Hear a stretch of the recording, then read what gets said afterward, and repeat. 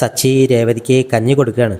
കുറച്ച് കഴിക്കുമ്പോൾ തന്നെ രേവതി പറയും വേണ്ട മതിയെന്ന് പറയും. ചെറിയ എപ്പോഴും മറ്റുള്ളവരുടെ കാര്യത്തിലാണ് ശ്രദ്ധ, സ്വന്തം ആരോഗ്യം ശ്രദ്ധിക്കുന്നു പറയും. അത് കഴിഞ്ഞ് ഡ്രസ്സ് മാറ്റി വരാൻ പറയും. എന്നിട്ട് ഹോസ്പിറ്റലിൽ പോകണമെന്ന് പറഞ്ഞ് അവർ പോവാണ്. അച്ഛൻ അടുക്കളയിൽ പോയിട്ട് കുറച്ച് കഞ്ഞി എടുത്തുകൊണ്ട് വന്ന് കുടിക്കുകയാണ്. അമ്മ അങ്ങോട്ടും ഇങ്ങോട്ടും ഇങ്ങനെ നടന്നിട്ട് ഇതൊക്കെ നോക്കി നിൽക്കുന്നുണ്ട്. അച്ഛൻ ചോദിക്കും കഞ്ഞി കുടിക്കുന്നോ ചന്ദ്രയെന്ന് ചോദിക്കും. ചന്ദ്ര പറയും എനിക്കൊന്നും വേണ്ട, അവനുണ്ടാക്കിയ കഞ്ഞിയേറി. അച്ഛൻ പറയും രേവതി ഉണ്ടാക്കിയത് കഴിക്കാമെങ്കിൽ സച്ചി ഉണ്ടാക്കിയത് കഴിക്കുക, ആരോടെ നിൻ്റെ ഈ വാശിയെന്ന് ചോദിക്കും. ശരിക്കും എനിക്കൊരു അവാർഡ് തരണം നിൻ്റെ കൂടെ ജീവിക്കുന്നതിനൊക്കെ എന്ന് അച്ഛൻ പറയും. അമ്മ പറയേ അവൾക്ക് പനിയൊന്നുമില്ല, അവർ രണ്ടുപേരോട് ചുറ്റാൻ പോയതായിരിക്കും, അവൾക്ക് ഞാൻ കൊടുക്കാം, എന്നെ പട്ടിണിക്കിട്ടതിനെന്ന് പറഞ്ഞിട്ട് അടുക്കളയിലേക്ക് പോവാണ്. അച്ഛൻ ചോദിക്കും കഞ്ഞി കട്ടുപിടിക്കാൻ പോവായിരിക്കൂലേ. ചന്ദ്ര ഒന്നും മിണ്ടില്ല. അച്ഛൻ പറയും ആ കുഴപ്പമില്ല കുടിച്ചോ, എനിക്കും രേവതിക്കും ഉണ്ടാക്കിയ കഞ്ഞാ, കുറച്ചതിൽ ബാക്കിയുണ്ട് എന്ന് പറയും. ഹോസ്പിറ്റലിൽ കാണിച്ചു കഴിഞ്ഞിട്ട് സച്ചി പറയും കേട്ടില്ലേ, റെസ്റ്റ് എടുക്കാനാണ് പറഞ്ഞത്, നീ അവിടെ ചെന്ന ഉടനെ തന്നെ തുടയ്ക്കാനും പാത്രം കഴുകാനൊന്നും പോരുതെന്ന് പറയും. മുറിയിൽ നിന്ന് പുറത്തിറങ്ങരുതെന്ന് പറയും. രേവതി അറിയും മുറിയിൽ തന്നെ കിടന്ന അമ്മ വഴക്ക് പറയില്ല വയ്ക്കും. സച്ചി പറയും വഴക്ക് പറയുന്നവരുടെ വായ അടപ്പിക്കാൻ എനിക്കറിയാം. അവർ പുറത്തോട്ട് ഇറങ്ങുന്ന സമയത്ത് ധൃതിപ്പെട്ട ഒരു കുട്ടിയെ സ്ട്രെച്ചറിൽ ഉന്തി കൊണ്ടുവരുന്നത് കാണും. ഇത് കണ്ടിട്ട് രേവതി പറയും ആൻറ്റി അല്ലേ ഇതെന്ന് പറഞ്ഞിട്ട് അവരുടെ കൂടെ പോകും. എന്തായിരുന്നു പറ്റിയെന്നൊക്കെ ചോദിക്കുമ്പോൾ അവർ പറയും കുട്ടിയെ ഒരു വണ്ടി ഇടിച്ചിട്ട് നിർത്താതെ പോയി എന്ന് പറയും. കുട്ടിയുടെ കണ്ണിനെന്തോ പറ്റിയിട്ടുണ്ടെന്നൊക്കെ അവർ പറയും. ഡോക്ടർ പറയും ഞാൻ ചെക്ക് ചെയ്തിട്ട് പറയാം, നിങ്ങൾ പുറത്ത് നിൽക്കുക പറഞ്ഞിട്ട് അവർ മൂന്നുപേരും പുറത്ത് നിൽക്കുകയാണ്. എൻ്റെ കുഞ്ഞിനെന്തെങ്കിലും സംഭവിച്ചാൽ ഞാൻ പിന്നെ എന്തിനാണ് ജീവിക്കുന്നതെന്നൊക്കെ ചോദിക്കുമ്പോൾ രേവതി അവരെ ഓരോന്ന് പറഞ്ഞ് സമാധാനിപ്പിക്കും. സച്ചി പറയും ഞാൻ പോകുന്നില്ല, ഞാൻ ഇവിടെ തന്നെ ഉണ്ടാവും എന്ന് പറഞ്ഞിട്ട് രേവതിയോട് ഒരു ഓട്ടോ വിളിച്ച് വീട്ടിൽ പോയിക്കൊള്ളാൻ പറയും. രേവതി പറയും ഞാനിവിടെ നിൽക്കാമെന്ന് പറയും. സച്ചി രേവതിക്ക് വെള്ളം വാങ്ങാൻ പുറത്തേക്ക് പോവാണ്.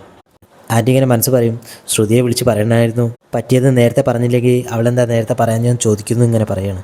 ശ്രുതി ഷോപ്പിൽ അവിടുത്തെ സെയിൽസ്മാനോട് പറയാണ് ഇവിടെ വരുന്നവരെ എന്തായാലും ഒരു സാധനം വാങ്ങിച്ചിട്ടേ വിടാൻ പാടുള്ളൂ എന്നൊക്കെ പറയും.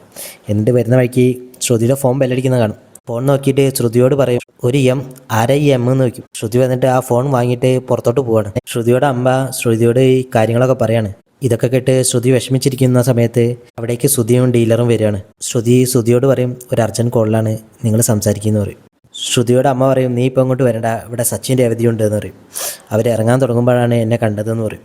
ശ്രുതി പറയും അവരെ എന്തെങ്കിലും പറഞ്ഞയക്കുമെന്ന് പറയും. എനിക്ക് എന്തായാലും ആദ്യമേ കാണും, എനിക്ക് ഹോസ്പിറ്റലിൽ വരണമെന്ന് പറയും. ശ്രുതി അവിടെ ഡീലറോട് സംസാരിച്ച് കഴിയുമ്പോൾ ശ്രുതി അങ്ങോട്ട് വന്നിട്ട് പറയും ഇവിടെ വരുന്ന കസ്റ്റമേഴ്സിനെ മാത്രം പോരാ, നമുക്കൊരു ഹോസ്പിറ്റലിലും അവിടെയൊക്കെ പോയിട്ട് വലിയ വലിയ ഓർഡറുകളൊക്കെ പിടിക്കണം എന്ന് പറയും. ആദ്യം ചെറിയ കോംപ്ലിമെൻ്റ് പോലെ ചെറിയ കെറ്റിലോ അങ്ങനെ എന്തെങ്കിലുമൊക്കെ കൊടുക്കണം എന്നും പറയും. അപ്പോൾ അവർ വലിയ പർച്ചേസ് പ്ലാൻ ചെയ്യുമ്പോൾ ഇവിടെ നിന്ന് വാങ്ങുമെന്ന് പറയും. ശ്രുതി പറയും അതിന് ഞാൻ ആളെ അയക്കാമെന്ന് പറയും. ശ്രുതി പറയും അതൊന്നും വേണ്ട, അവർക്ക് കാശ് കൊടുക്കണ്ടേ, ഞാൻ പോവാ, ഇവിടെ അടുത്ത് കുറച്ച് ഹോസ്പിറ്റലൊക്കെ ഉണ്ട് എന്ന് പറയും.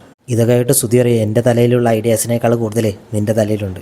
ശ്രുതി പോകുമ്പോൾ ശ്രുതി ഇങ്ങനെ പറയും 10 കെറ്റിൽ പോയാൽ എന്താ 10 ലക്ഷത്തിൻ്റെ കച്ചവടമല്ലേ നടക്കാൻ പോകുന്നത്, ഇനി വെച്ചടി കയറ്റമായിരിക്കുമെന്ന്.